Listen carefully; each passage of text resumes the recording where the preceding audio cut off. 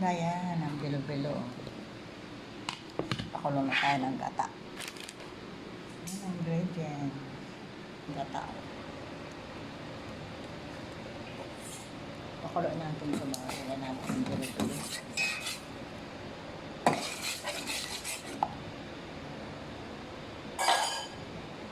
Ang sago.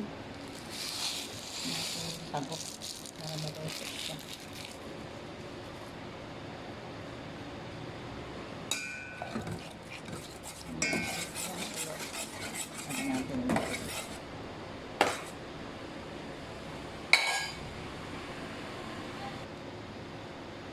Lagyan natin yung bilo-bilo para maluto.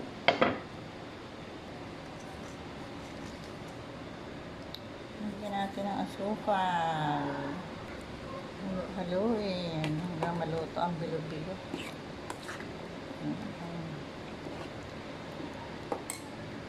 Ayan, luto na ang ating bilo-bilo. Tara guys, kain na tayo ng merienda. Lalagyan tayo sa tasa. Let's guys. Ito natin. Super init. Harap.